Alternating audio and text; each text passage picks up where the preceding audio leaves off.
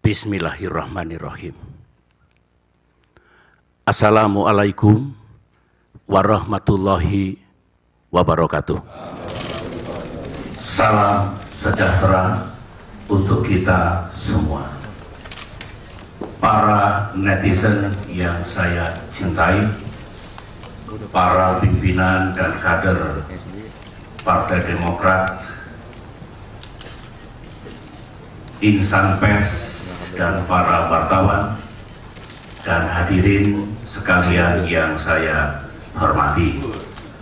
Alhamdulillah, hari ini dengan izin Allah Subhanahu wa Ta'ala kita dapat melaksanakan diskusi atas satu isu yang sangat penting, isu rakyat Indonesia, yaitu peran KPK dalam pemberantasan korupsi. Kita berharap suara netizen yang hakikatnya adalah suara rakyat bisa didengar, bukan hanya oleh Bapak Presiden, bukan hanya oleh DPR RI, tapi hakikatnya oleh semua pemimpin lembaga negara dan juga saudara-saudara kita di seluruh tanah air. Saya menyimak dengan seksama apa yang tadi telah disampaikan oleh para netizen. Saya catat dan insya Allah semua itu akan sangat berguna, terutama bagi Partai Demokrat di dalam memantapkan sikap, posisi, dan pendapatnya terhadap masalah yang sangat penting ini, yang sekarang sedang menjadi perhatian publik, yaitu isu seputar rencana revisi Undang-Undang KPK.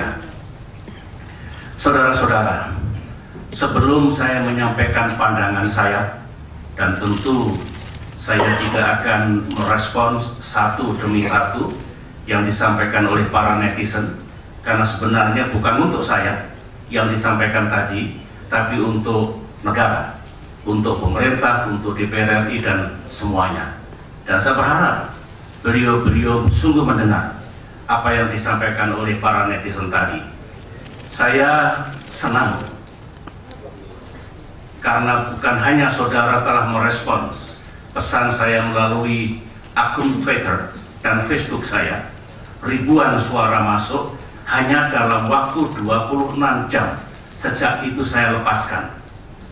Dan tadi sudah disampaikan peta atau anatomi dari respons para netizen yang jumlahnya ribuan itu. Kurang lebih 70% tidak setuju dilakukannya revisi Undang-Undang KPK sekarang ini. 12% setuju dengan catatan revisi itu untuk memperkuat dan bukan untuk memperlemah KPK. Sedangkan 18% boleh dikatakan lain-lain, tidak langsung menjawab kepada pertanyaan inti, tapi komentar-komentar yang disampaikan oleh para netizen. Dengan anatomi dan peta respons netizen itulah hari ini kita hadirkan, baik yang setuju dengan catatan maupun yang tidak setuju dilaksanakannya revisi Undang-Undang KPK sekarang ini. Saudara-saudara, saya ingin menyampaikan hal yang sangat penting dengan harapan melalui teman-teman pers juga didengar oleh saudara-saudara saya rakyat Indonesia. Meskipun sekarang saya juga warga negara biasa, sama dengan saudara-saudara kami di seluruh tanah air. Dari presiden-presiden yang memimpin di era reformasi, sebutlah masa peralihan Presiden Habibie, kemudian almarhum Gus Dur, Ibu Megawati, dan kemudian saya sebelum Pak Jokowi, barangkali sayalah yang paling merasakan, paling mengalami pahit getirnya gerakan pemberantasan korupsi dengan berbagai dampak samping dan eksesnya. Saya juga sebagai manusia biasa harus menerima kenyataan ketika katakanlah sejumlah menteri saya dinyatakan bersalah oleh pengadilan karena melakukan tindak pidana korupsi. Demikian juga sejumlah kader Partai Demokrat, meskipun partai lain juga ada.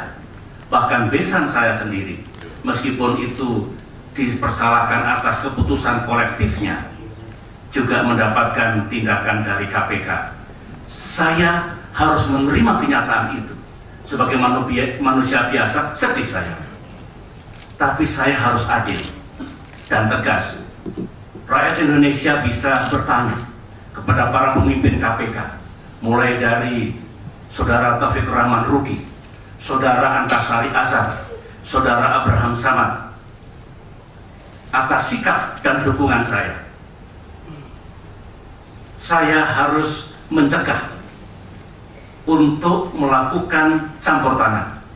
Misalnya dengan kekuasaan seorang presiden, saya minta jangan disentuh ini. Karena itu katakanlah satu kubu politik, ataupun tolong dikerjain yang sama, karena itu lawan politik saya. Never ever, tidak pernah. Karena itu mencederai sumpah saya dan amanah saya sebagai pemimpin yang justru harus menjadi contoh dan menyukseskan gerakan pemberantasan korupsi. Meskipun sebagaimana pengalaman banyak negara, termasuk di Hong Kong dan di negara-negara lain, memberantas korupsi tidak semudah membalik telapak tangan.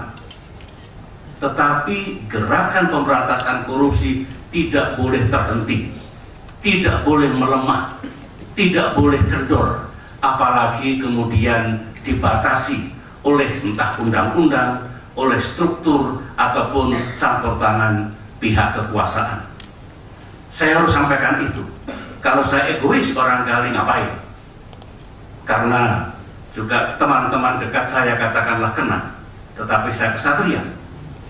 Meskipun juga ikut menjadi korban, saya harus terus mendorong waktu itu untuk suksesnya pemberantasan korupsi. Ketika saya sekarang berada di luar pemerintahan, tekad saya tidak berubah. Melalui tentunya sebagai pimpinan Partai Demokrat, melalui partai kami termasuk fraksi kami yang ada di DPR RI. Saudara-saudara, saya yakin rakyat Indonesia ingin negaranya makin bersih dan makin bebas dari korupsi. Saya telah mempersiapkan catatan, saya lengkapi tadi di sana setelah mendengarkan pandangan dari para netizen. Asumsi saya, semangat rakyat ini juga menjadi semangat semua penyelenggara negara. Presiden, para menteri, gubernur, bupati, wali kota, termasuk DPR, DPD, MK, BPK, termasuk tentu KPK sendiri, kepolisian, kejaksaan, dan lembaga peradilan. Ya.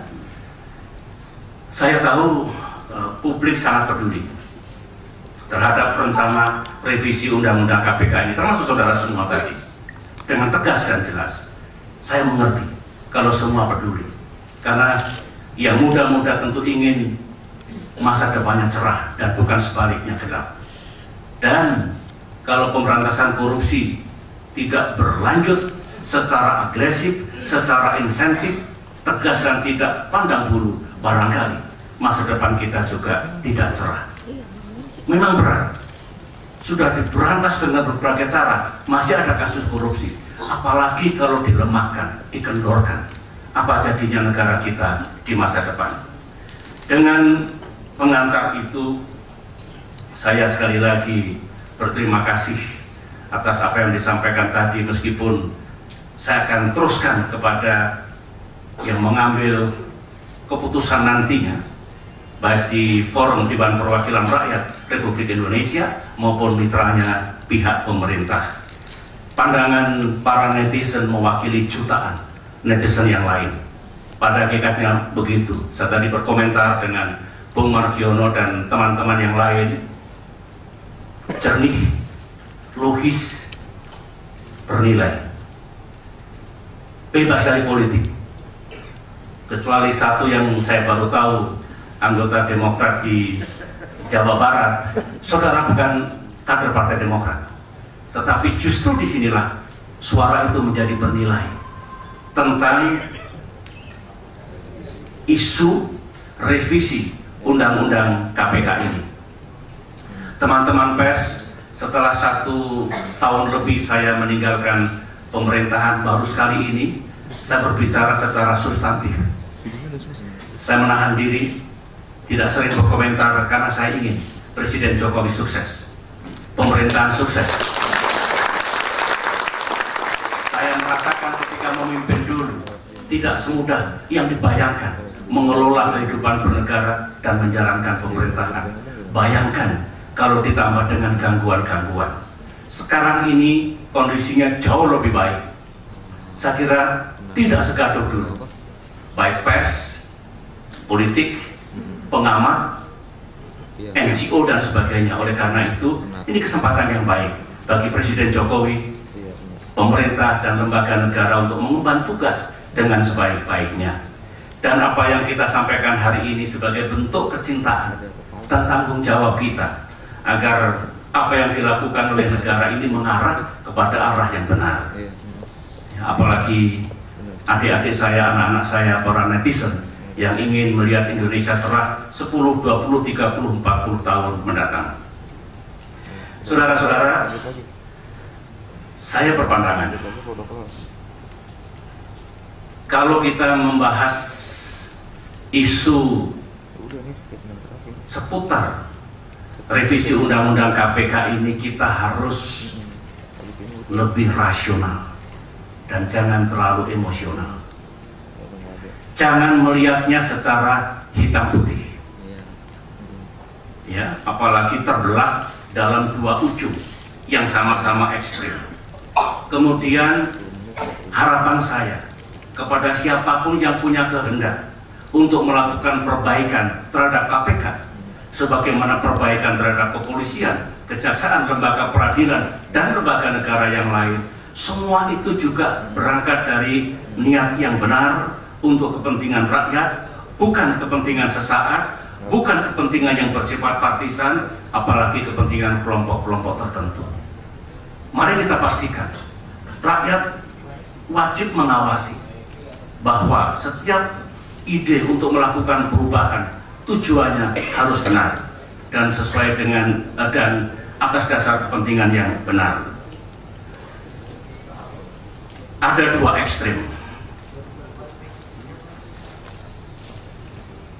Atas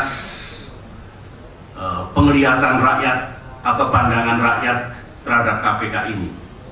Ekstrim yang pertama adalah KPK harus diberikan kewenangan yang mutlak, yang absolut, barangkali melebihi kewenangan penegak hukum yang lain. KPK tidak boleh disentuh, dan apalagi harus ada revisi Undang-Undang KPK. KPK tidak boleh dikriminalisasi, dan setiap pemikiran dari manapun datangnya yang ingin perubahan undang-undang langsung dikatakan, divonis sebagai isu melemahkan KPK. Ini satu ekstrim. Saya mendengar ini sejak 10 tahun yang lalu. Tapi juga ada ekstrim yang lain. Yang pertama, kewenangan KPK terlalu besar, katanya. Keluar dari tatanan sistem keadilan, criminal justice system. Kemudian tidak dikenalnya misalkan penghentian penyidikan ataupun penghentian penuntutan. Ada juga dianggap ada kepentingan-kepentingan politik pemimpin KPK dan ada nuansa tebang pilih. Ada yang beranggapan ekstrem yang satu ini dengan pemberantasan korupsi ini menghambat pencairan anggaran pembangunan sehingga mengganggu jalannya pemerintahan dan pembangunan. Dulu saudara-saudara, para netizen, ada yang datang ke saya, Pak SBY, udahlah, ini malah susah kalau KPK terlalu agresif begini, bikin saja moratorium. Ada yang datang ke saya katakan, lebih bagus saya tidak jadi presiden kalau di era saya tiba-tiba ada moratorium dalam pemberantasan korupsi. Yang menyarankan juga masih ada sekarang, tapi saya lupakan biar menjadi bagian dari sejarah. Kemudian belakangan juga ada pikiran lebih baik dibatasi saja waktu berlakunya KPK. Dulu, sekarang sudah berubah. Artinya apa? Ekstrem yang satu ini ingin betul KPK tidak seperti ini, karena dianggap too much, berlebihan, terlalu jauh, dan malah membawa dampak negatif. Sebagaimana ekstrem pertama tadi yang mengatakan everything is perfect, don't touch KPK, biarkan, karena rakyat memberikan harapan yang tinggi terhadap KPK untuk menjalankan tugasnya. Atas dasar itulah sebenarnya perbincangan tentang KPK ini, sebagaimana yang terus saya simak dan ikuti, menurut saya tetap penting. Boleh kita saling mendengar yang ekstrem yang satu dengan yang lain, tetapi akhirnya kita harus bersikap. Bangsa ini bangsa kita sendiri, negara ini negara kita sendiri, undang-undang dan sistem kita sendiri yang membuatnya. Sepanjang itu benar, logis, dan untuk kepentingan rakyat, mengapa kita ragu-ragu untuk memilih mana pilihan yang paling tepat dalam gerakan pemberantasan korupsi ini. Saudara-saudara, dari pandangan awal saya ini, ya, maka sebenarnya ada sejumlah hal yang harus kita pikirkan baik-baik. Di samping, saya akan sampaikan pandangan saya pribadi dan pandangan Partai Demokrat kemudian terhadap rencana revisi Undang-Undang KPK ini. Tetapi kalau kita berpikir jauh ke depan, secara fundamental, sebenarnya ada sejumlah hal yang harus kita pahami baik-baik. Apa sih tujuan akhir kita ini sebagai bangsa, sebagai negara, berkaitan dengan pemberantasan korupsi ini? Bagaimana cara mencapai tujuan itu? Mengapa pemberantasan korupsi harus efektif? Dan kemudian ada apa dengan KPK? Sehingga ada pemikiran untuk melakukan revisi sekarang ini. Mari kita lihat satu persatu, saudara-saudara. Tujuan akhir kita tiada lain adalah Indonesia yang kita cintai ini suatu saat di masa depan menjadi negara yang bersih, yang bebas dari korupsi. Itulah our goal. Mari kita pegang teguh tujuan ini. Yang kedua, bagaimana cara mencapainya?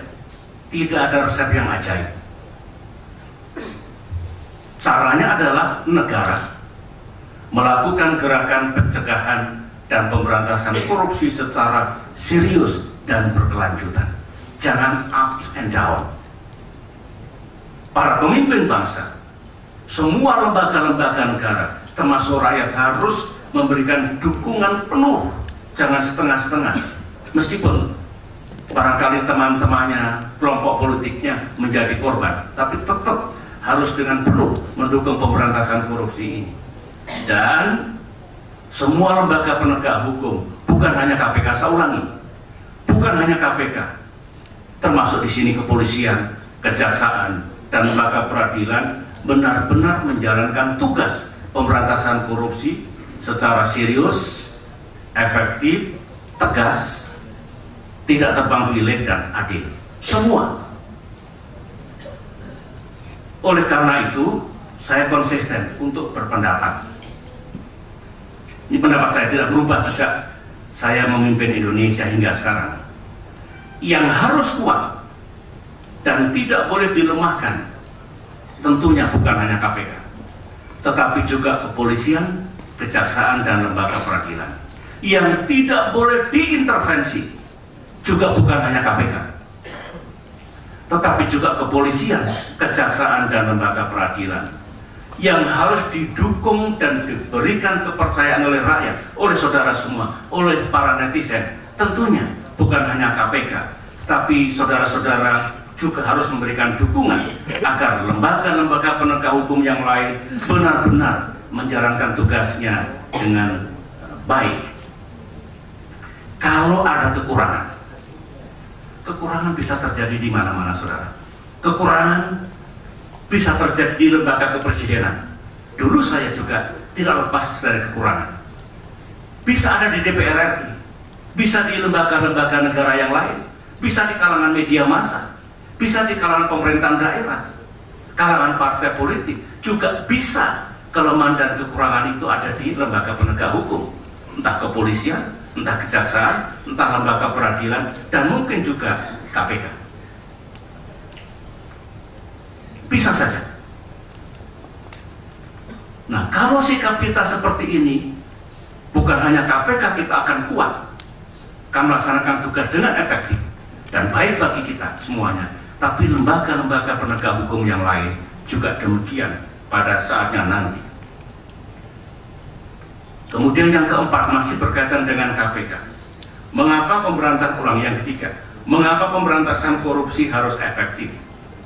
Kalau tidak efektif, hanya gaduh, penuh dengan hiruk pikuk, hingar-bingar, sepertinya sudah selesai urusan korupsi ini, ternyata hasilnya kurang karena tidak efektif. Bagaimana agar efektif penegakan hukum itu? Maka KPK dan para penegak hukum mesti diberikan kewenangan yang diperlukan untuk menjalankan tugasnya. Saya terus terang, kalau melihat tayangan di televisi, membaca koran dan media konvensional, ya, sepertinya kalau sudah ramai, gaduh, masuk TV dan koran, seolah-olah sudah selesai. Belum tentu, masih panjang. Dan kalau hanya itu yang dianggap sasaran, negara malah merugi.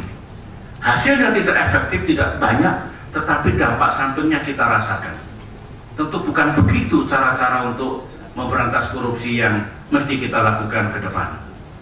Apalagi disertai dengan istilah saya sendiri, political show. Orang bijak mengatakan penegak hukum itu tidak perlu banyak bicara, tetapi palunya lah, palu keadilan itu yang berbicara. Mereka, para hakim, para penegak hukum, KPK, kepolisian, kejaksaan, termasuk Mahkamah Konstitusi, Mahkamah Agung, itu disebut the silent court, diam, tidak perlu banyak bicara, tidak perlu tiap malam talk show, tetapi yang penting menjalankan tugasnya efektif, adil, tegas, tidak tebang pilih, dan hasilnya dirasakan oleh rakyat. Dan akhirnya sampailah kepada urusan sekarang ini. Ada apa dengan KPK? Sampai ada prakarsa untuk melakukan revisi undang-undang KPK ini. Tadi saya sudah menyampaikan di awal pandangan saya, masyarakat terkadang terbelah dalam satu ekstrim ke ekstrim yang lain, juga antara yang positif dan negatif, antara plus dan yang minus. Kalau saya jujur, dan ini saya punya hak untuk mengatakan seperti ini, karena saya tahu bahwa saya pendukung berat KPK, die hard untuk KPK. Jadi kalau saya menyampaikan pandangan saya ini, niat saya untuk kebaikan. Bisa saja ada kelemahan dan kekurangan KPK, bisa saja. Sebagaimana kelemahan dan kekurangan penegak hukum yang lain, kepolisian, kejaksaan, dan lembaga peradilan. Siapapun yang punya kekurangan dan kelemahan wajib melakukan perbaikan atau dilakukan perbaikan. Tetapi pertanyaannya adalah, kalau harus ada perbaikan di tubuh KPK, apakah otomatis caranya dengan melakukan perubahan undang-undang? Revisi, apanya yang direvisi? Kewenangannya kah? Akuntabilitasnya kah? Atau justru harus bebas dari campur tangan dari pihak manapun? Itu yang diatur mestinya. Juga kalau disebut-sebut Dewan Pengawas, begitu draft yang kami baca, saya baca semuanya. Dewan Pengawas yang hakikatnya saya maknai sebagai lembaga pengontrol, apakah itu tidak justru mengganggu independensi KPK dalam sistem penegakan hukum? Ya. Lantas, siapa lembaga pengontrol itu? Siapa yang duduk di lembaga pengontrol itu? Siapa yang membentuk? Siapa? Harus jelas. Kalau Dewan Pengawas ada yang mengatakan, itu kan semacam komisi etik. Komisi etik itu tugasnya jelas, ruang lingkupnya jelas, tidak juga menjadi atau menjelma menjadi lembaga pengontrol. Masih ada pertanyaan yang lain. Kalau memang ini inisiatif DPR RI, mestinya pembahasan internal DPR RI harus matang, tuntas, dan tidak terkesan tergesa-gesa. Rakyat perlu transparansi. Ini inisiatif DPR RI kah? Atau inisiatif pemerintah?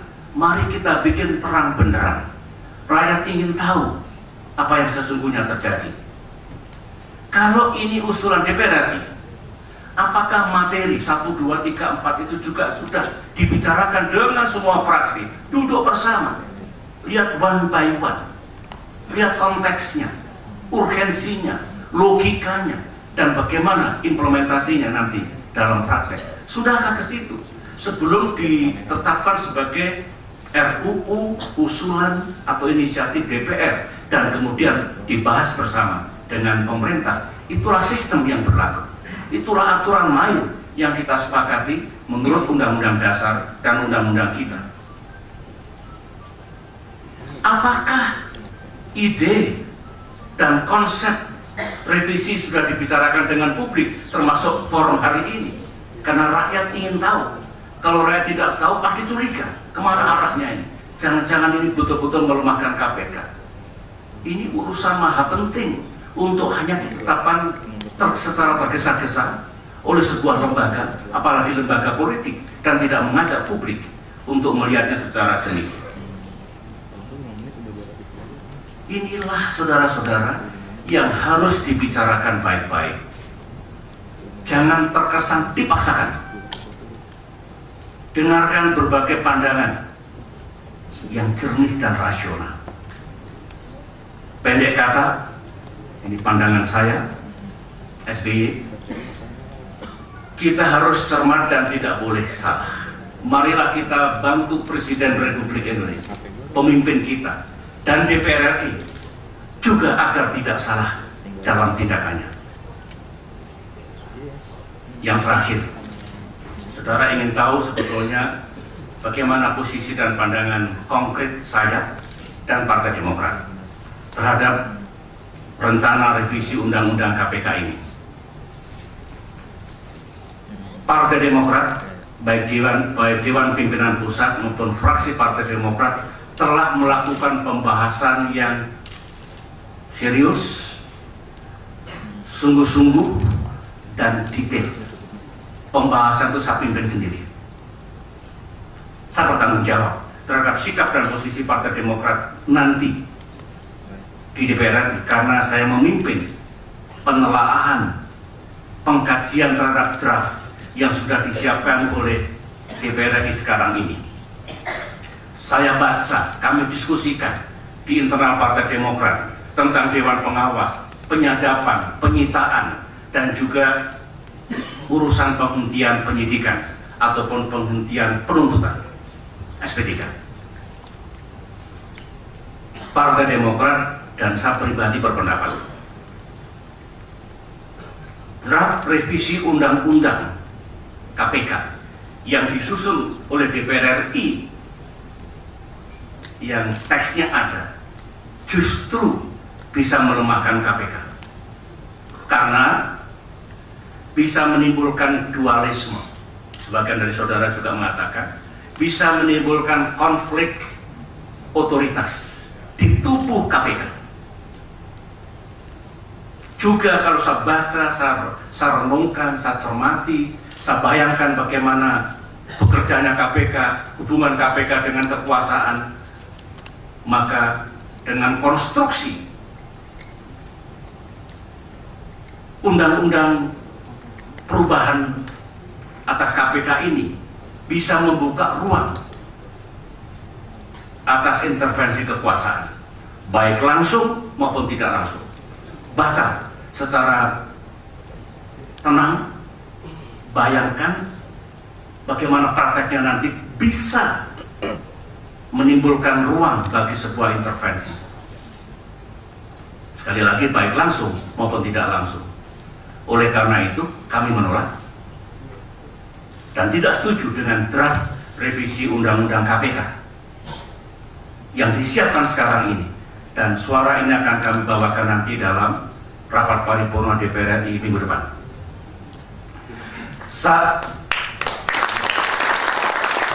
Terima kasih. Tepuk tangannya tidak usah panjang-panjang, nanti dikira saya pengen jadi presiden lagi. Sudah selesai. Sudah selesai. Saya pribadi tidak alergi dan tidak a priori terhadap pemikiran untuk melakukan perbaikan terhadap KPK. Saya mengerti. Saya mengerti. Sebagaimana perbaikan yang juga kita lakukan terhadap kepolisian, kejaksaan, dan lembaga peradilan. Agar lembaga itu makin kuat, suara saudara begitu, makin efektif, dan juga jangan sampai ada penyimpangan yang dilaksanakan oleh unsur internal KPK sendiri.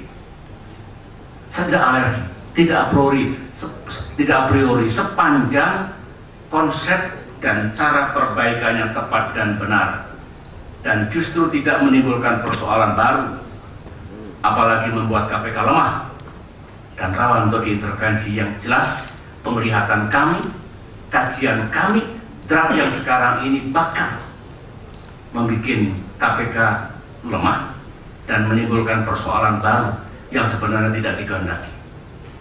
Saya memohon adalah hak saya,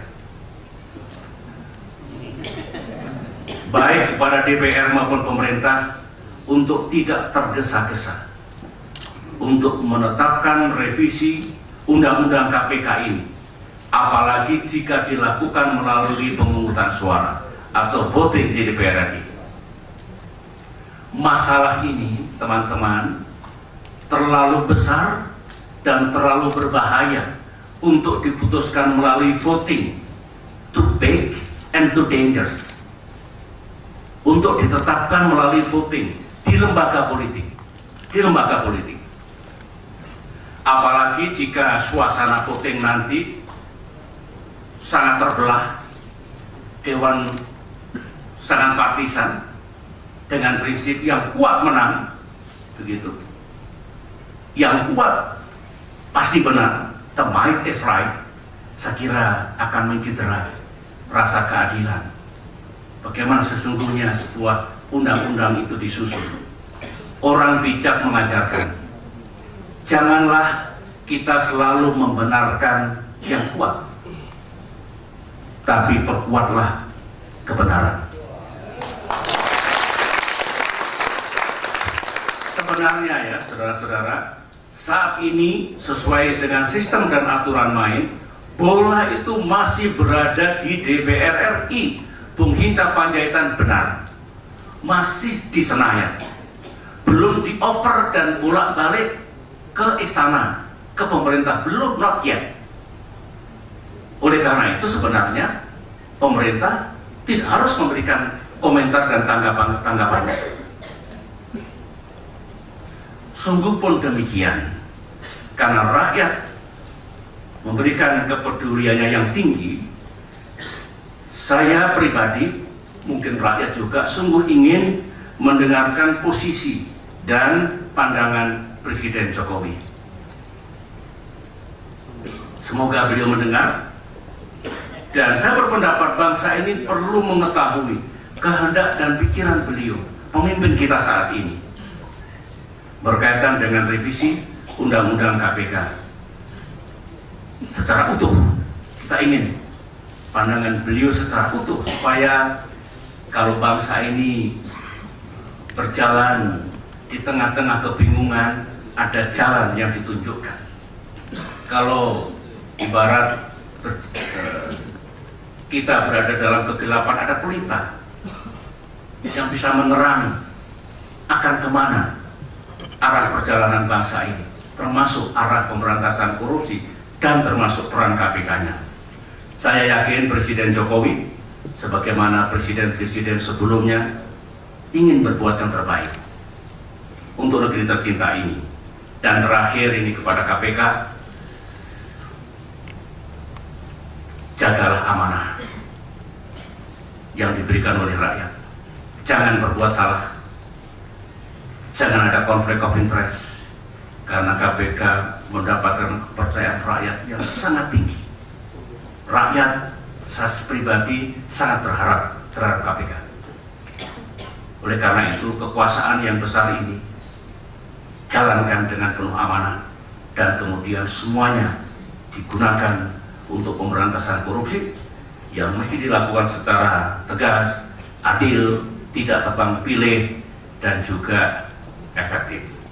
Itulah para netizen, Bapak Ibu, teman-teman yang lain, pandangan pribadi saya, pandangan Partai Demokrat, dan sekali lagi saya mengucapkan terima kasih kepada semua yang telah berbagi pandangan perjalanan negara kita. Saya tadi bangga dengan pikiran-pikiran adik-adik saya, anak-anak saya.